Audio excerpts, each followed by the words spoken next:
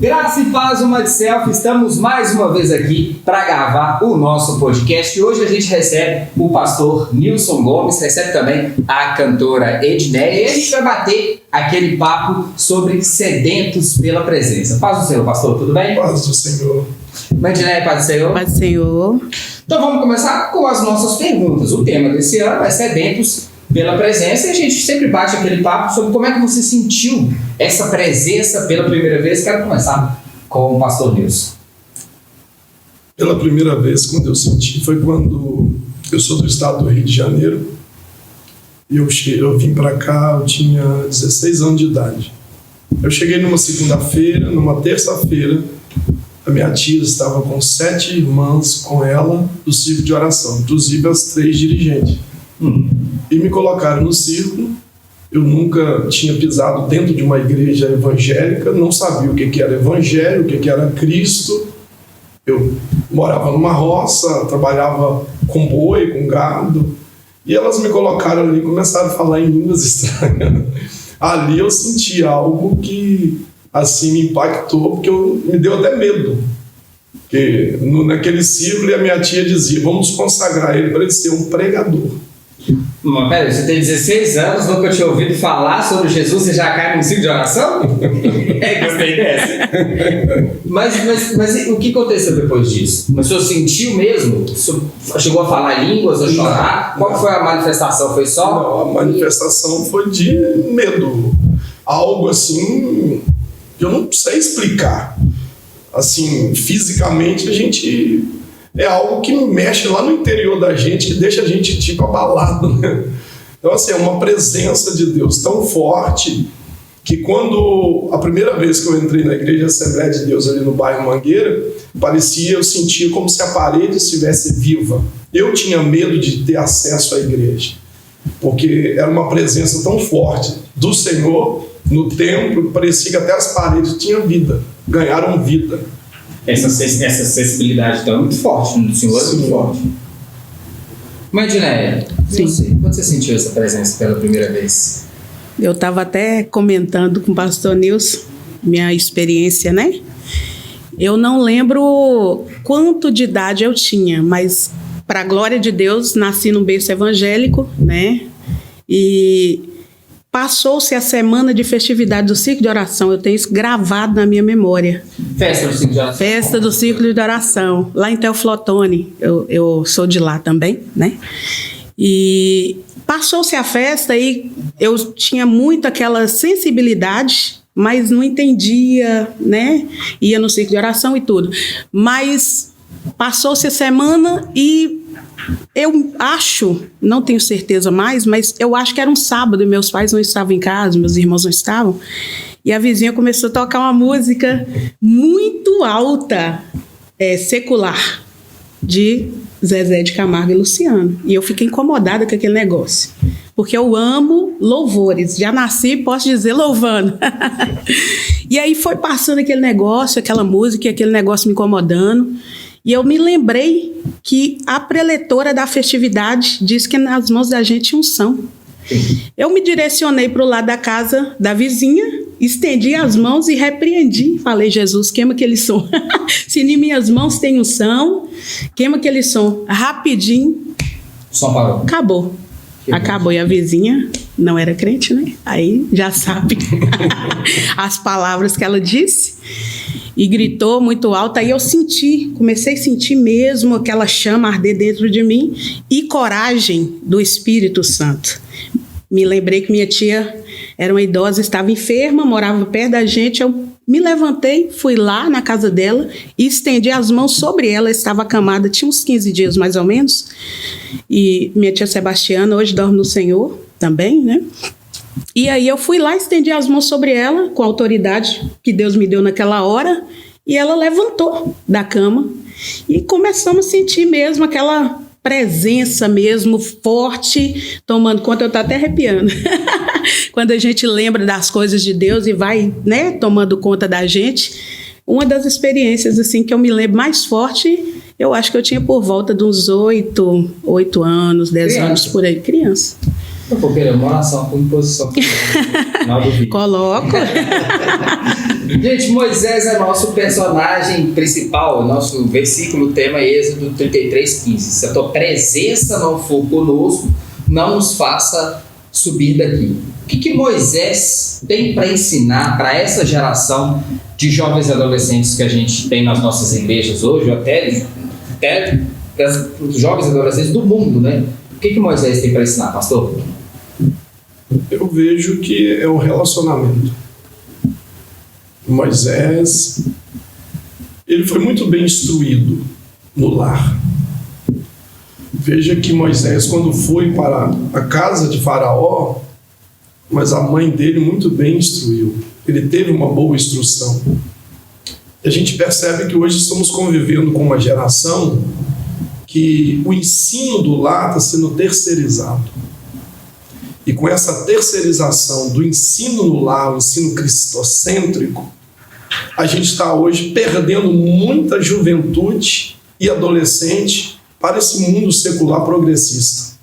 E a gente está convivendo e vendo que o que falta? Relacionamento. Então, convivemos com pais omissos, teremos filhos omissos, teremos cristãos omissos. Então, vejamos, hoje, não encontramos mais esses meninos numa vida de oração como a gente encontrava. Por exemplo, a minha época, 16 anos, gostava de rock. Minha tia, eu colocava meu rock para ouvir, ela deixava eu ouvir uma música. Depois ela ia lá e trocava. Ela falava assim, os meus ouvidos não foram preparados para ouvir esse tipo de canção.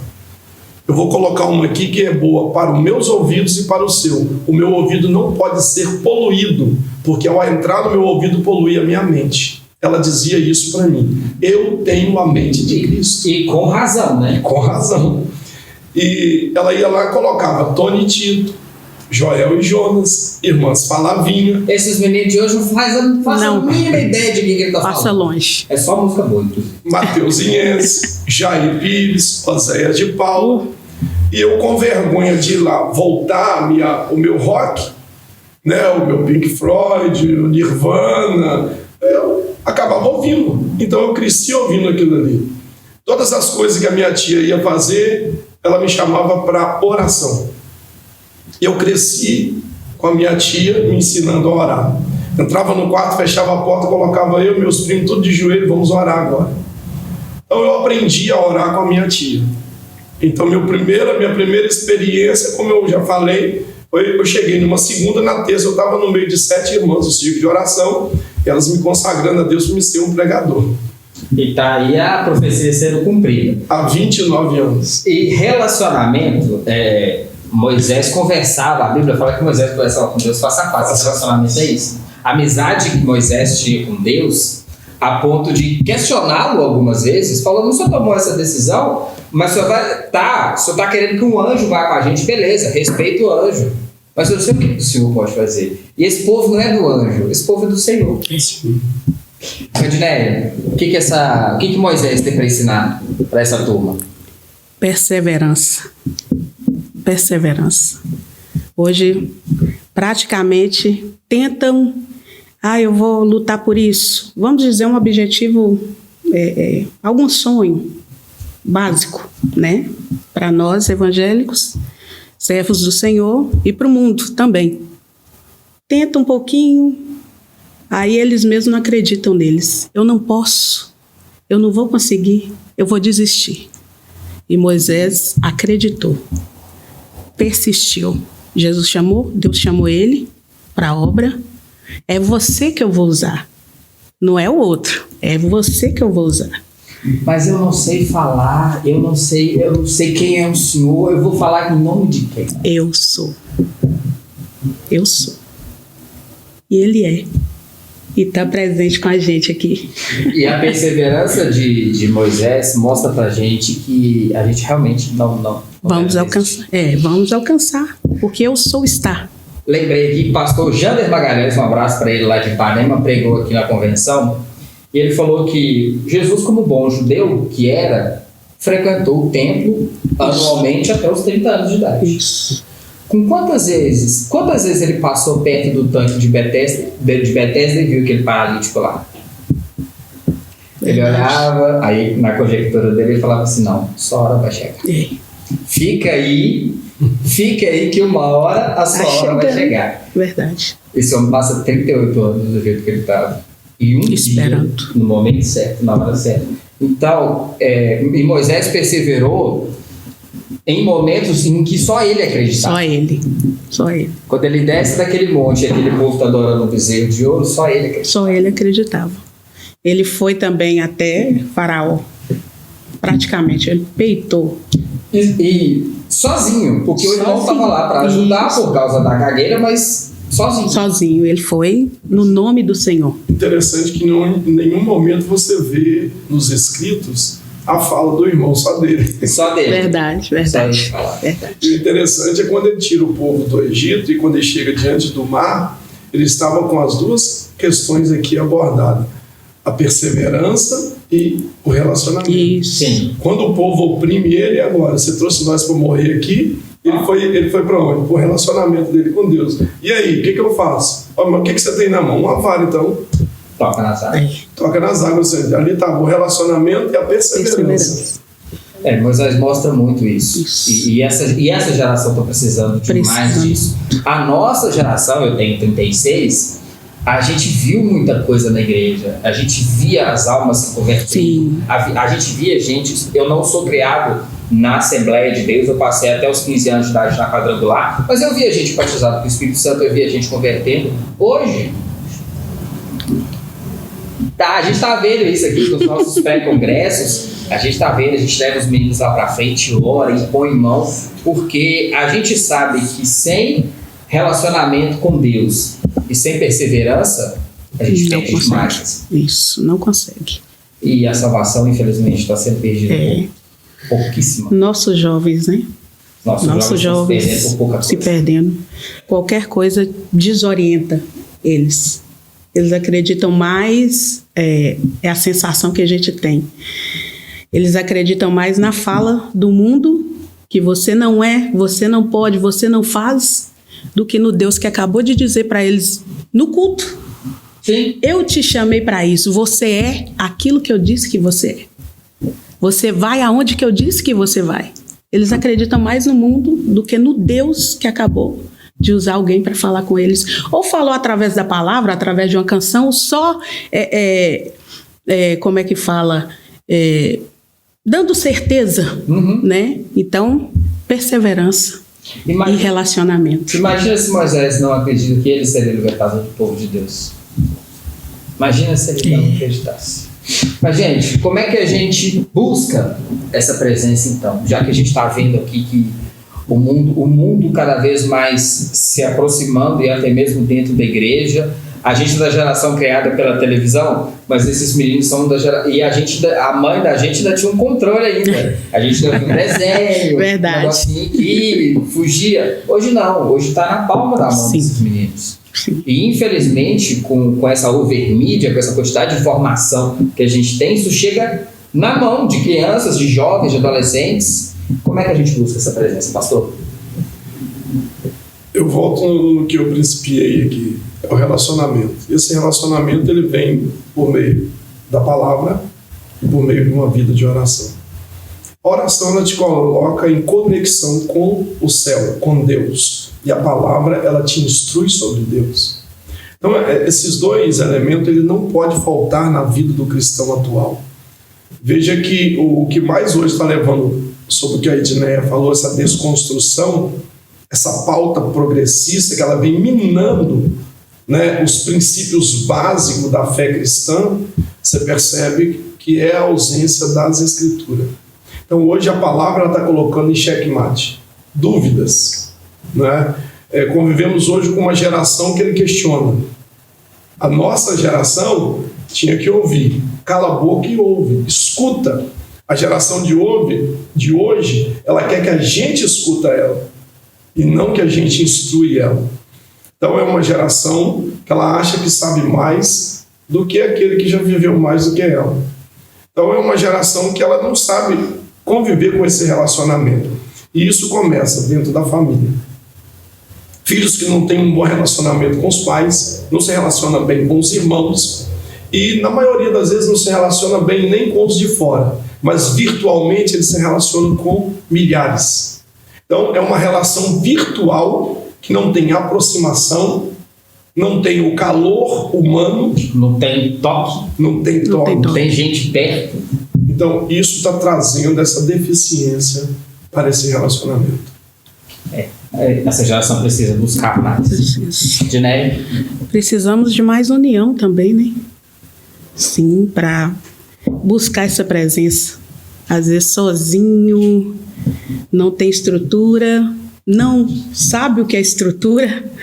quando você tem uma base familiar, Sim. você é criado na igreja, sim. Mas quando você é sozinho, é mais difícil, sim, concordo também com isso. Aí você é chegar na liderança e ter uma boa liderança. Isso. Tentar unir, né? Tentar ouvir mesmo, porque realmente é tudo que o pastor Nilson falou. É um pouco complicado por serem, às vezes, jovens muito dispersos. Hoje nós temos muitos jovens tímidos demais da conta e não conseguem se expressar, passa por alguma dificuldade em casa e não consegue expressar, quer correr e esconder do mundo. Está ali dentro da igreja ou virou um papel de eu vou porque eu não tenho outro lugar para ir. Não tem coragem de ir no mundo, né? Vamos dizer assim. Aí vai na igreja por obrigação, mas não passa a querer ouvir esse Deus, querer conhecer mais a Deus. Então, você só adquire mesmo o relacionamento com Deus e a busca da presença. Você tem que querer conhecer a Deus, conhecer as Escrituras, a mesma coisa que o pastor Nilson falou mesmo. Conhecer, buscar, orar, jejuar e ouvir. A lição, né, de amanhã ela vai trazer um assunto muito importante, falando sobre a centralidade do ser humano, ou seja, o egocentrismo humano assumindo o lugar de Deus. Eu percebo que hoje as mensagens bíblicas elas nos confrontam. Só que as mensagens atuais elas é uma mensagem de autoajuda.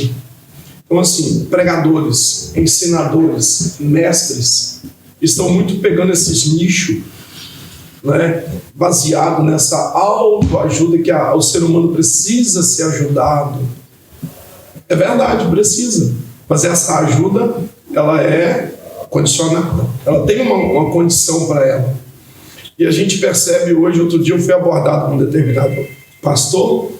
Ele disse assim, a igreja do Vale do Aço precisa trazer aqui, e ele colocou algumas figuras da internet, que tem milhões de seguidores, trazendo esse cara a gente atrai a multidão.